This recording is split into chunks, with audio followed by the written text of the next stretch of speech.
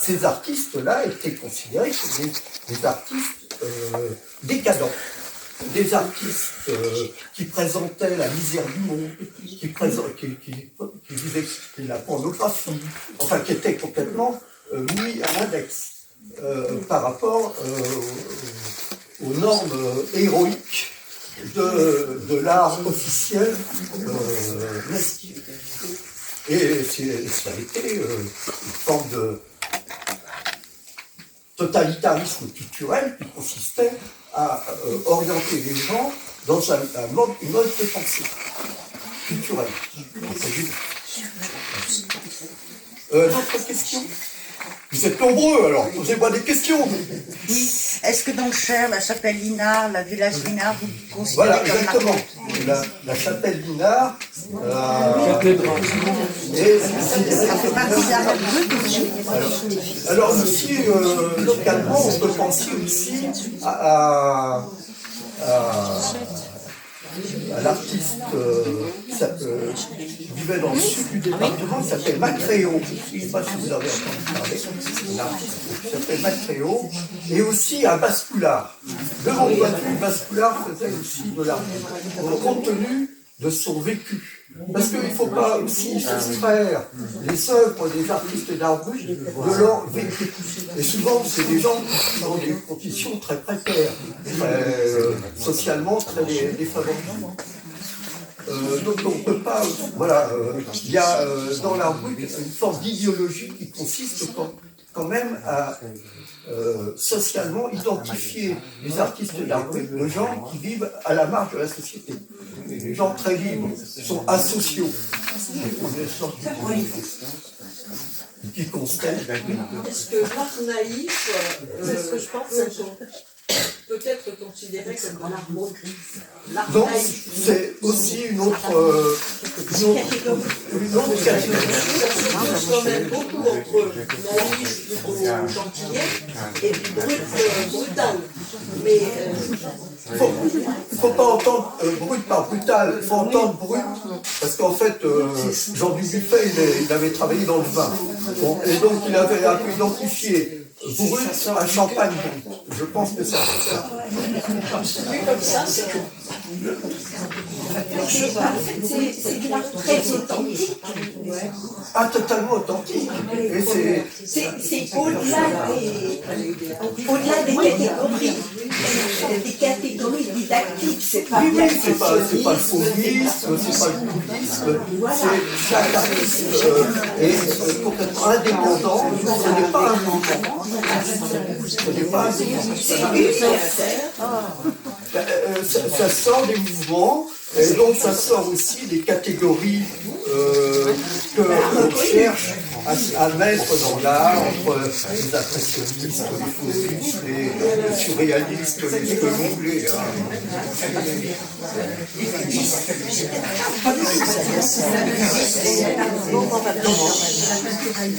Alors, oui, enfin, tout ce qui relève aussi des peintures de civilisation traditionnelle peuvent aussi rentrer ou être influencés. Hein. Il y a aussi des liens, par exemple, Gauguin, il y a des couleurs, vous voyez. Donc, il y a aussi le fait que les artistes se sont répandus sur la planète et ont reçu des influences d'autres cultures, d'autres civilisations.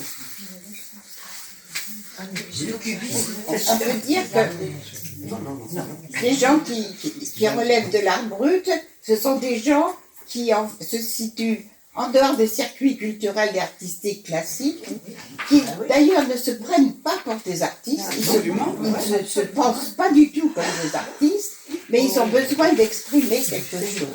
C'est pour ça que la plupart du temps, ils expriment ce qu'ils ont exprimé, c'est avec le matériel qui leur tombe sous la main.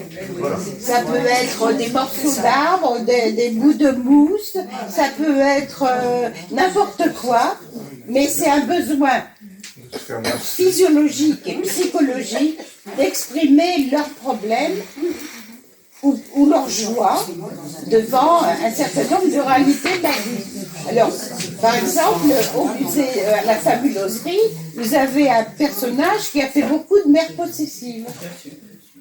Alors il a fait des tas de petits tableaux, de statuettes qu'il a appelées des mères possessives. C'était un obsédé de ce qu'il avait vécu. Et c'est dans ce musée de la fabuloserie, c'est très bien ressenti. On comprend très très bien ce que peut être l'art brut. C'est pas loin d'ici d'ailleurs. Quel est ton parcours au niveau de l'art brut et quels sont tes projets en cours? Le projet, c'est toujours continué, hein, en fonction de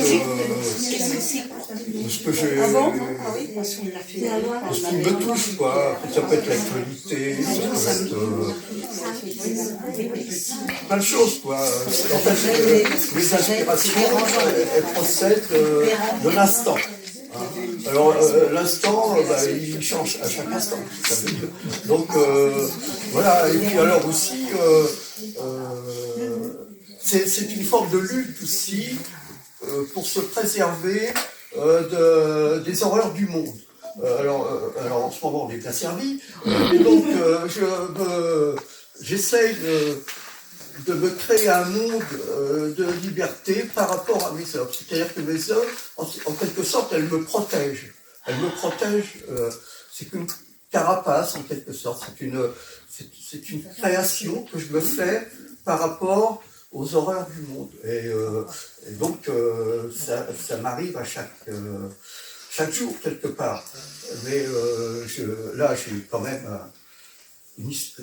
constitue une histoire à passer par rapport à tout ce que j'ai pu mettre en œuvre. Voilà. C'est très difficile. Hein. Je pense pas que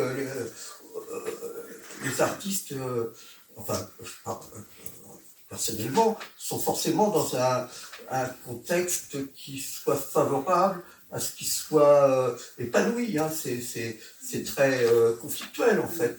Je crois qu'un artiste il ressent avec beaucoup plus d'acuité les difficultés de la vie.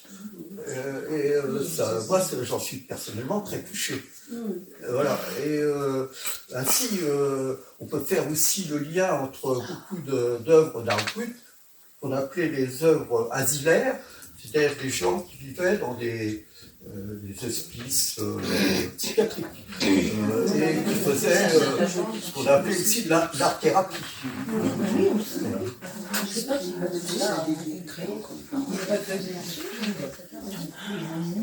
Mais Basculard, il faisait un peu de la photo. En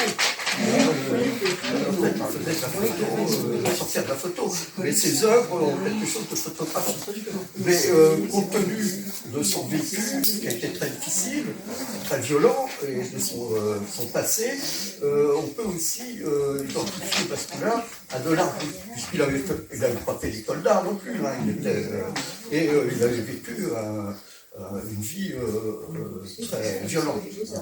Et c'est souvent le cas des artistes qui vivaient d'art brut. D'autres questions? Quelles ont été les principales séries que tu as créées, toi, au niveau de l'art brut, notamment Les Pleurants, mais...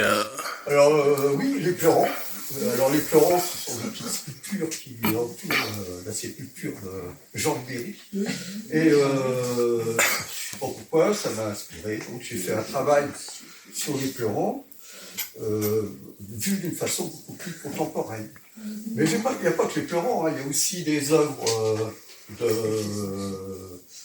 des œuvres littéraires, hein, comme le Voyage au cours de la nuit, qui m'a beaucoup touché, et je l'ai aussi illustré dans une œuvre. Enfin, il me faut souvent des bases concrètes, des événements concrets pour pouvoir qui m'inspirent. L'inspiration, elle ne tombe pas comme ça. Il y a quelque chose de mystérieux dans l'inspiration. On ne sait pas pourquoi ça arrive pas.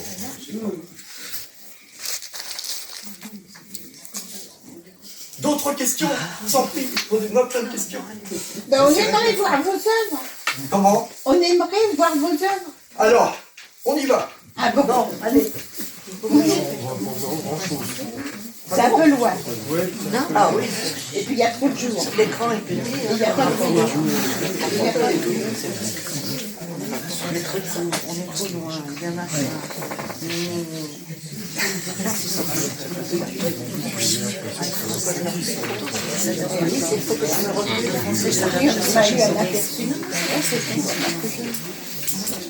c'est dommage.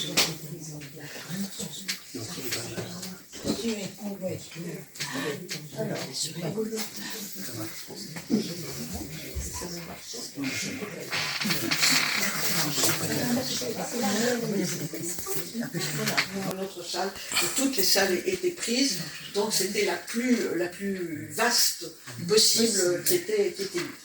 Alors, il y a quand même une chose également, c'est que nous avons réservé à partir de 15h, la salle était occupée de 14h à 15h, donc on reste en dehors, on ne rentre pas. Même Gilles Auger ne devait pas rentrer dans la salle. Ah mais j'ignorais.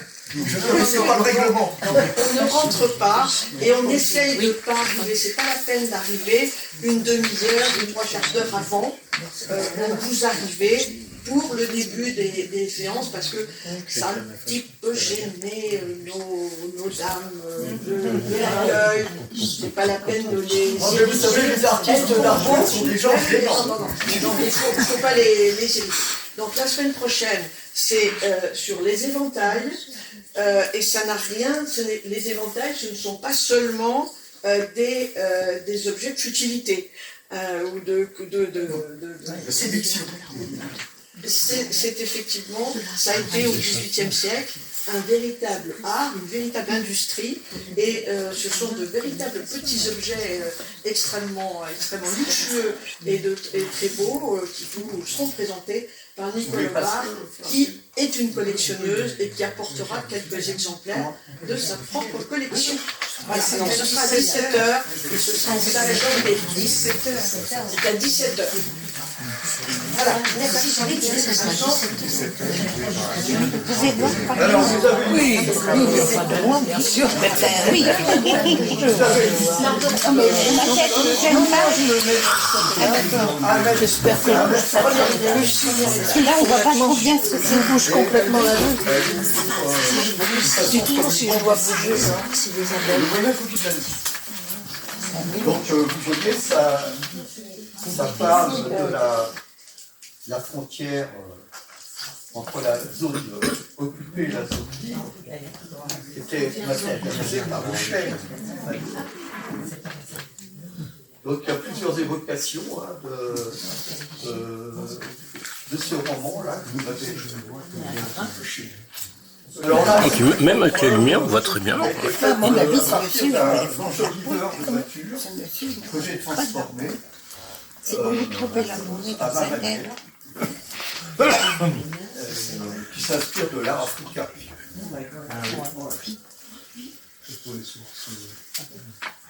Alors là, c'est pas d'ici,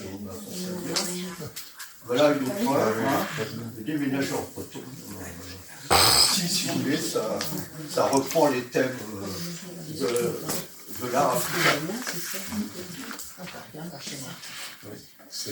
Là, c'est aussi un autre thème sur le corps, qui est titré entre surréalisme et art.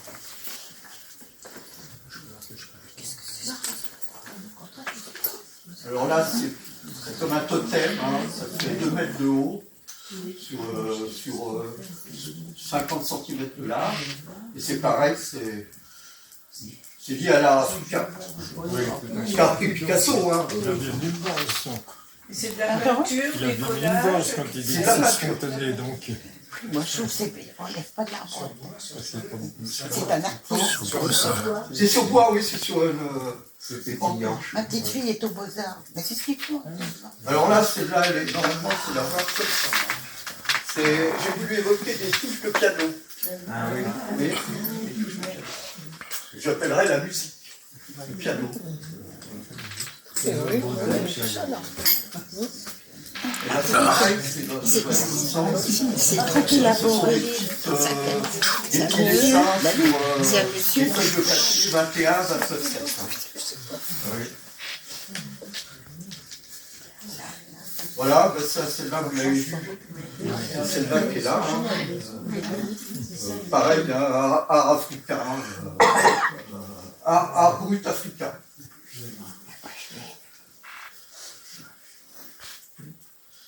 Là, c'est aussi un autre. Là, j'ai voulu évoquer les pleurants. Hein.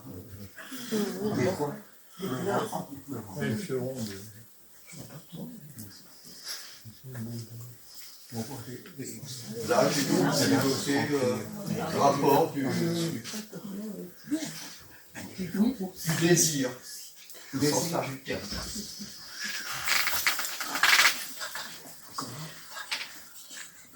Alors là, c'est ici les pleurants sur une installation qui fait environ 2 mètres de haut sur 1 mètre de large. Et j'ai voulu évoquer les moines, et avec leur ceinture de bure, leur soutane en bure. Là, donc c'est les pleurants vus d'une façon plus contemporaine.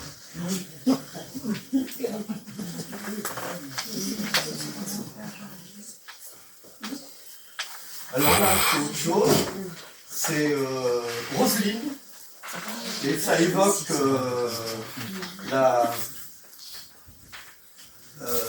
l'épidémie de grippe A en 2010. C'est pas celle de dernièrement, c'est celle qu'il y a eu avant. Et à l'époque, c'était Roselyne Bachelot qui était ministre de la Santé, avant d'être ministre de la Culture. La santé, la culture.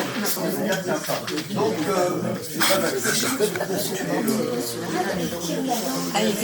Je sais pas, je connais pas ces œuvres. d'une façon, Un projet artistique.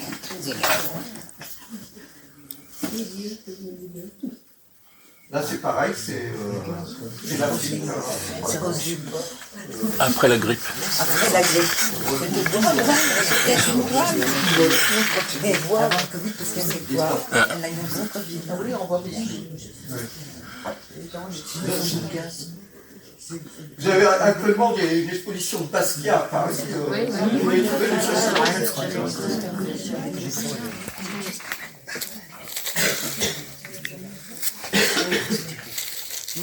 Oui, peinture sur bois. Alors voilà aussi une autre œuvre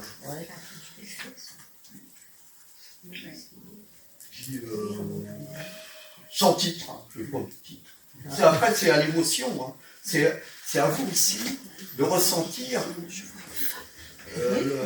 Parce qu'il y a l'œuvre et puis celui qui la regarde. Il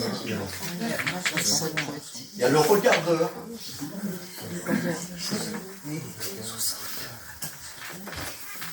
Voilà.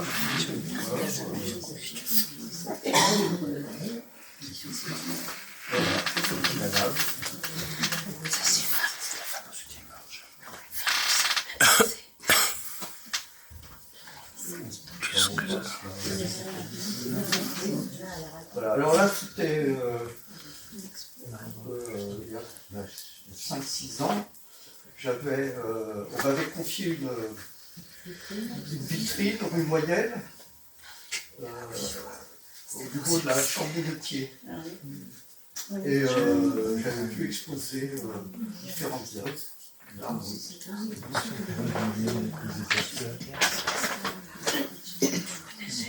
Alors là, c'était sur ma terrasse, j'avais installé différentes œuvres ici.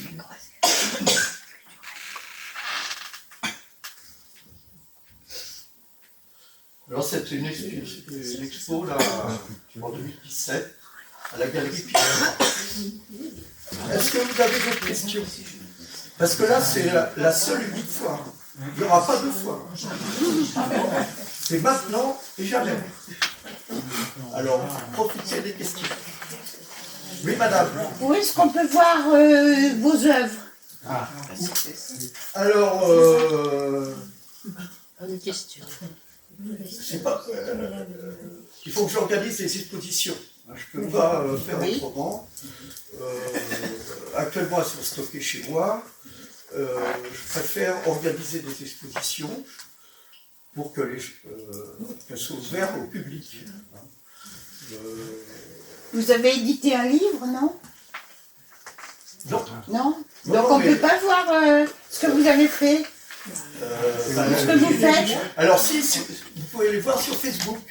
Ah oui, mais moi je me sers pas de Facebook. Non, c'est possible. C'est possible de le voir sur Facebook. Hein. Oui, mais je vous dis, je me sers pas de Facebook. C'est mon seul média. Il n'y a pas forcément besoin d'être inscrit à Facebook pour pouvoir regarder. Ah bon? Ouais. Alors qu'est-ce que je fais? Bah, vous tapez sur internet Gilles Auger Facebook et vous allez tomber sur. D'accord, Voilà. très bien. Tout simplement. Donc, Donc je peux régulièrement, voir je tout ça, publie des parce photos. que pour nous c'est un peu loin.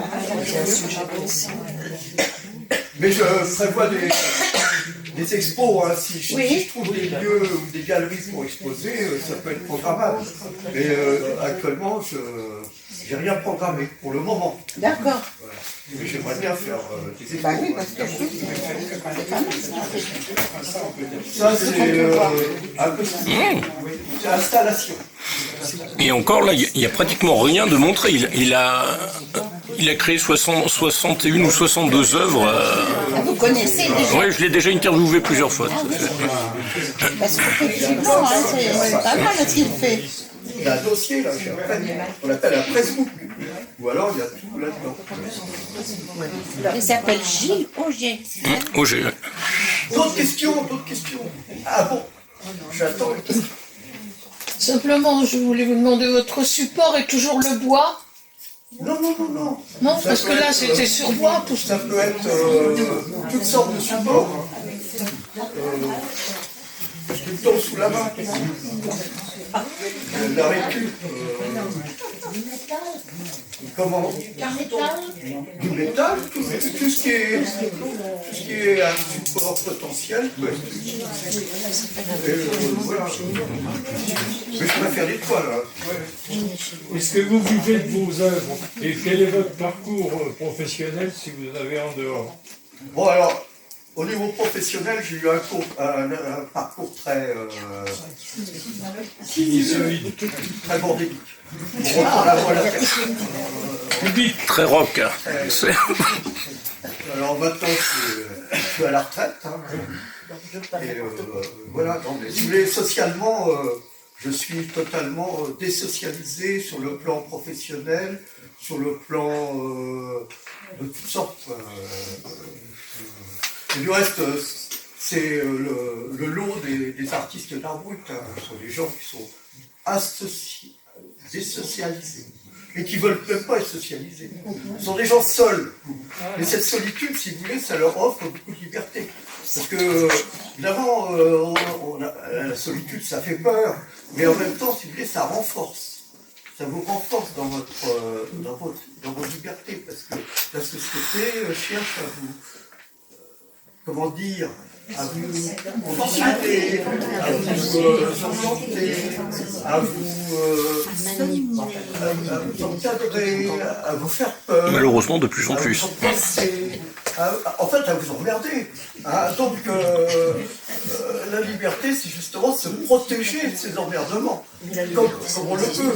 Mais vous avez une pression commune qui s'appelle le pognon. Donc, alors, avec le pognon, on n'a pas trop le choix. Hein. Donc, il faut bien aussi se compromettre d'une certaine manière par rapport à ces questions-là de survie. Et donc, on est un peu toujours dans une situation un peu, entre guillemets, schizophrénique entre nos désirs de liberté, puisque la société, dans sa beauté grandiose, dans sa monarchie absolue, cherche à vous imposer. Par la télé, par les médias, par toutes les conneries qu'on vous balance tous les jours, pour vous faire peur, et vous faire mal aussi. Attention, il faut s'en protéger. On cherche à vous. C'est une véritable agression, hein, quand on parle des guerres, des machins, des trucs. Et on en devient un petit peu co-responsable. Vous allez dire, bah, c'est comme ça, faut y aller, hein, allons-y, très bien. Sauf que, en général, c'est pour aller au casse-pied, hein, se faire casser la gueule. Hein. Donc, il faut se protéger de cet environnement qui est un peu médiatique, qui a un côté un peu totalitaire. On parle que des choses qui ne vont pas. Il faudrait peut-être parler un peu des choses qui vont. Il y en a des choses qui vont. La preuve, vous êtes là, ça va. Il y a des choses qu'on peut positiver. Mais malheureusement, quand vous ouvrez la télé, on voit que les majorités.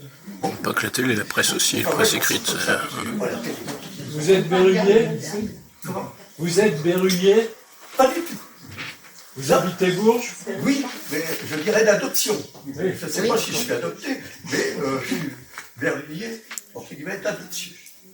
Avec beaucoup de difficultés, parce que, évidemment, quand on voyage, on est toujours un petit peu seul partout, quoi.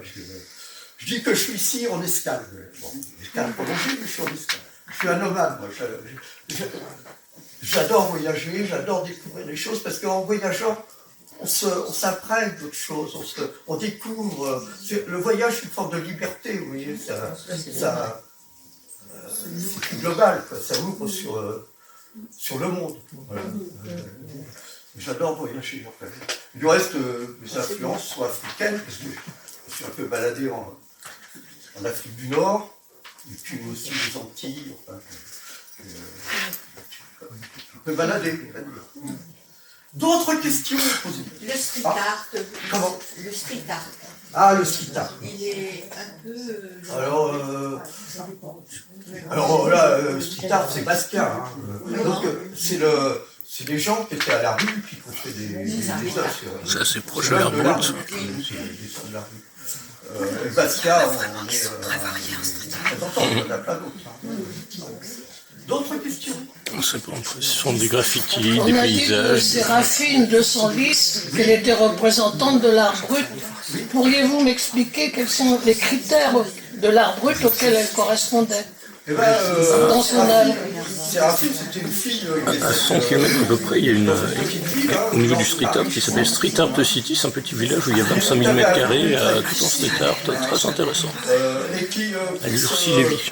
se sortir de son vécu qui était très dur. Oui. Hein, La protection, chercher la protection, comme vous l'avez dit tout à elle l'heure. s'est mise à faire des dessins, et puis après, il y a un riche allemand qui l'a aidé, qui a fait connaître ses œuvres. Mais Séraphine, c'est de l'art brut pour moi. C'était des fleurs, surtout. Oui, bien sûr. C'est magnifique, Là, d'ailleurs. elle se crée son monde. Super. D'autres questions? Quelle est selon toi la définition du mot artiste? Pour toi, un artiste, c'est quoi? Fabuleuse.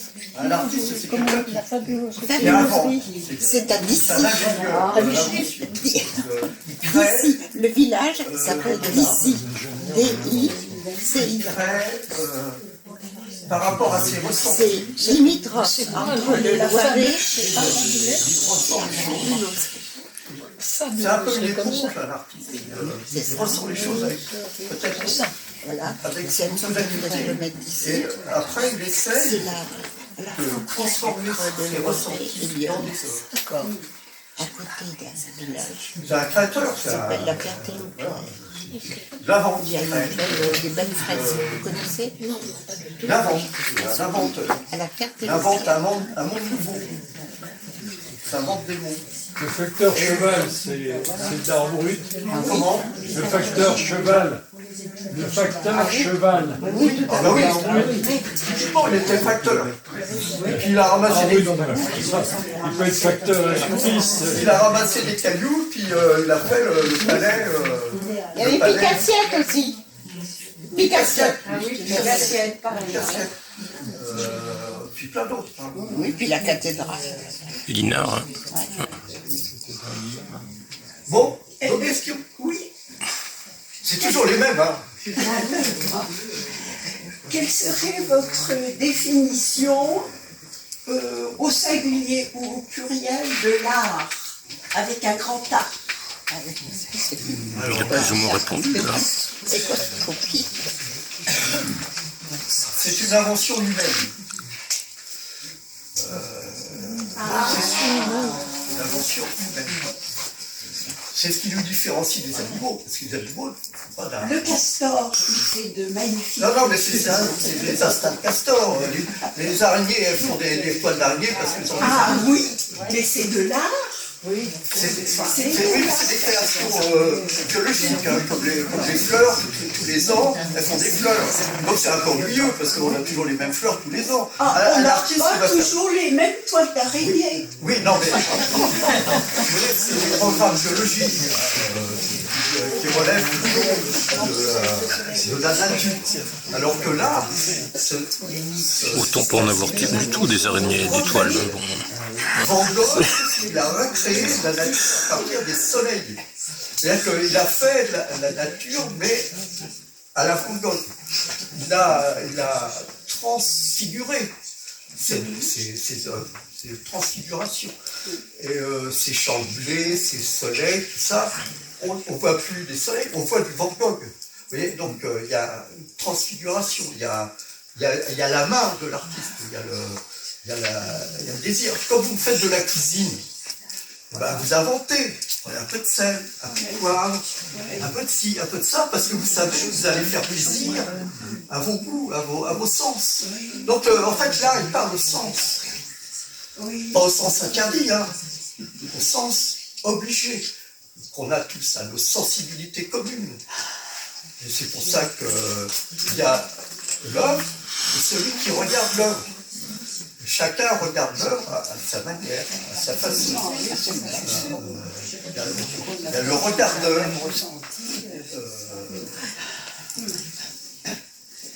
Voilà, donc il y a une différence dans l'art, le fait de sensibilité, d'une approche, d'un désir. C'est pour ça qu'il y a des musées. Et que les musées, c'est des lieux fermés où on doit pénétrer. Et ce qui serait bien, c'est que l'art soit partout dans les rues, que ce soit accès. Mais ce n'est qu'une forme de création. Je reprends mon castor, ou l'araignée là, que vous avez mentionné, la toile d'araignée, ce sont aussi des créations. Oui, des créations un peu automatiques. Les créations, ça peut être définitif. On peut très bien être en extase devant une toile d'araignée. Hein. Bien sûr. En décoration, oui, utilitaire, parce que l'objectif des toiles, c'est de capter des insectes pour pouvoir se nourrir. Comme les castors aussi, c'est pour vivre. Mais c'est vrai que ces castors, ils ont un certain boulot. Les abeilles,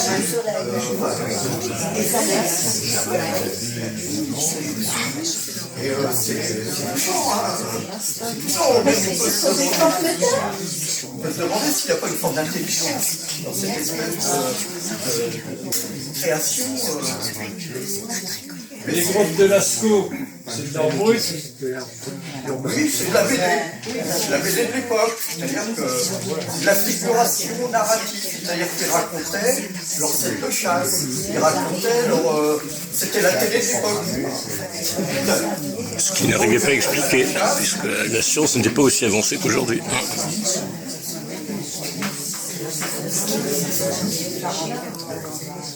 D'autres questions?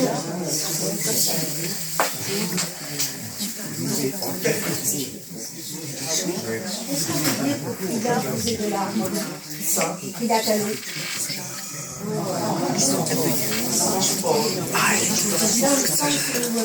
Pas que dans les surréalistes. Quand elle prenait, par exemple, qu'elle était dans son lit, c'était quand même bien. Pas que de la mode. Elle se peignait son état de santé, par exemple, quand elle faisait le cœur, c'était plus quand même un petit peu, donc Un peu plus fort, madame. parce qu'effectivement, c'était pas que ça, mais d'une certaine façon. D'autres questions? Oui, moi. Quel regard vous portez sur la société? On en a parlé tout à l'heure.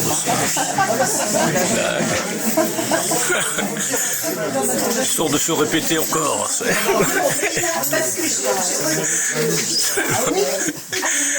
le portrait de cette dame. Et ça veut dire beaucoup de choses sur notre société actuelle. C'est-à-dire? Renvoie la question. La parole du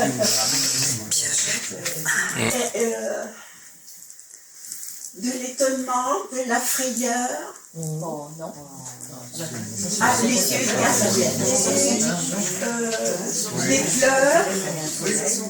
Des pleurs. Oui, c'est ce qu'on Elle, voit. elle est triste. La langue. Oui, c'est un instant que j'ai voulu saisir et que vous avez saisi. Ça va donner les parlants. Et l'œil aussi. Comment? Je crois. Je comprends. Merci. Ben voilà, vous voyez, c'est ça le moment artistique, c'est qu'il y ait une relation entre ce qu'a voulu exprimer l'artiste, qui est parfois très difficile à comprendre, et puis celui qui le ressent. Et là, c'est un moment artistique, on va dire, de relation. Il y a une douleur. Voilà, ouais. Oui, oui, non, mais vous savez, la douleur, elle est comme humain.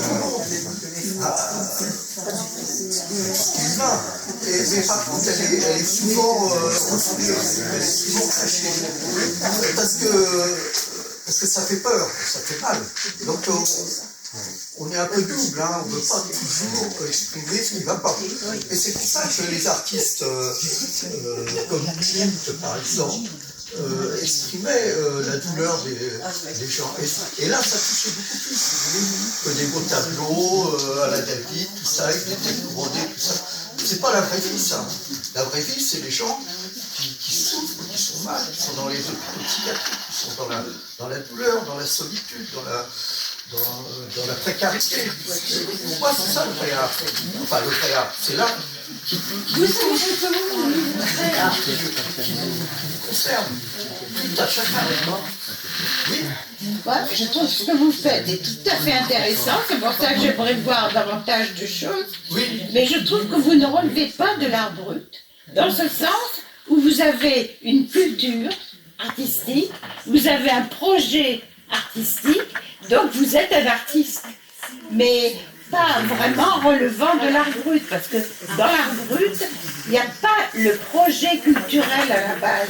C'est une expression directe du ressenti de la personne en dehors des canons traditionnels de notre société et de l'art. Et vous avez une culture artistique, vous connaissez, vous avez quand même beaucoup d'informations, et ce que vous faites, c'est très très bien, hein. Ça n'entache pas du tout.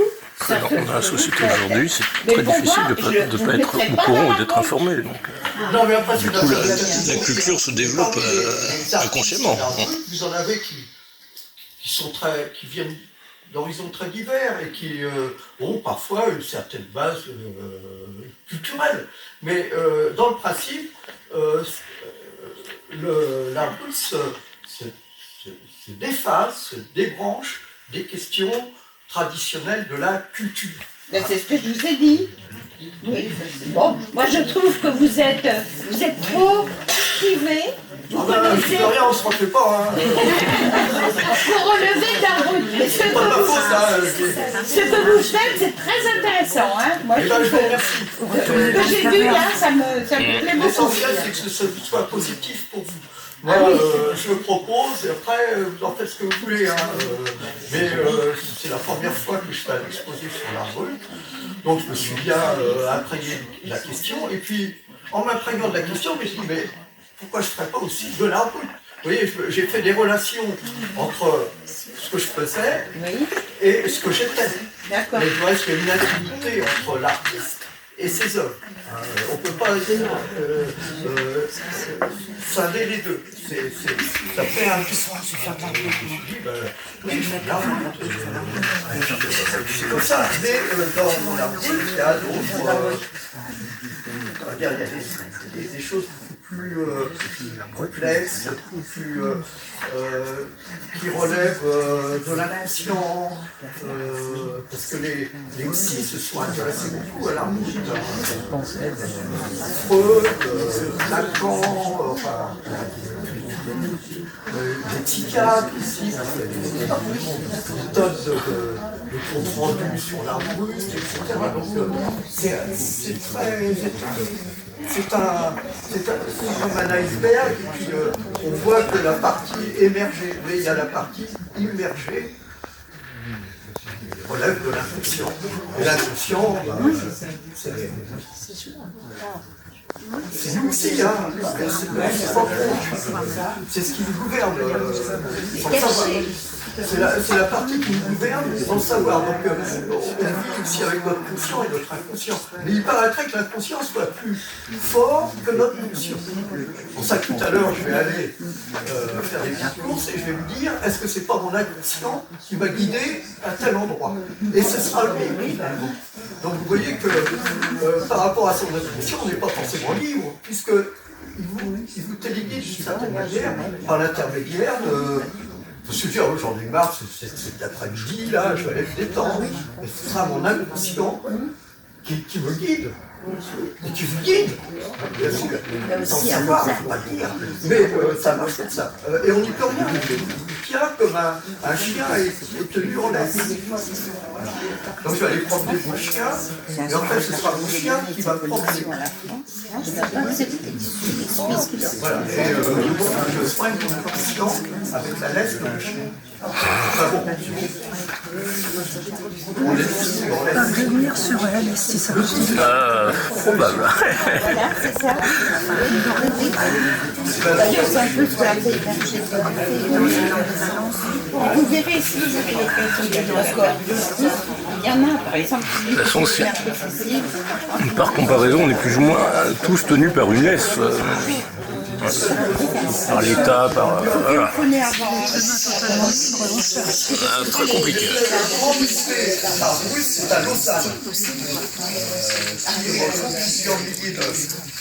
qui a été poussé par Jean-Luc. Alors, si vous voulez approfondir les questions, vous allez sur Internet, tapez art brut, alors là vous en avez des pages et des pages. Moi, je voulais dire que Dubuffet avait fait cette collection d'art brut et il l'a offerte à la France. Oui. Il n'en a pas vendu. Oui, c'est ça. Elle l'a offerte à la Suisse. C'est pourquoi le musée d'art brut est à Lausanne. Voilà, exactement.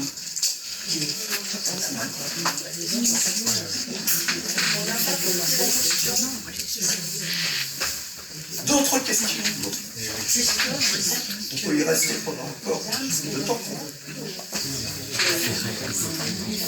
Dubuffet avait offert à la France, et la France n'en a pas voulu. C'est vrai que c'est Là, on est plus proche de la conclusion. Voilà. Et pour conclure, aurais-tu un ou plusieurs messages à transmettre à l'auditoire pour les inciter à découvrir davantage l'art brut et puis à découvrir aussi tes œuvres? Mes messages, c'est des œuvres, c'est des messages. D'autres questions? C'était quoi la question? Oui. Pour conclure, aurais-tu un ou plusieurs messages à transmettre à l'auditoire pour les inciter à découvrir davantage l'art brut et à découvrir également tes œuvres? Pour conclure, donc, déjà, merci d'être venu. Ça fait très plaisir parce que moi qui suis très seul, me retrouver subitement avec ton monde, je me soigne. Donc, le message, donc c'est des œuvres, et puis que vous puissiez, par rapport à ces questions d'art brut, vous questionner, c'est une question toute simple, qu'est-ce que l'art, qu'est-ce que la culture, comment la culture est socialement comprise et diffusée dans la société, quels sont nos ressentis par rapport à la culture, par rapport aux arts. Voilà, ça relève beaucoup de questions. Vis-à-vis desquelles on n'a pas forcément des réponses. Ça questionne, ça nous questionne. Voilà. C'est fait pour nous questionner.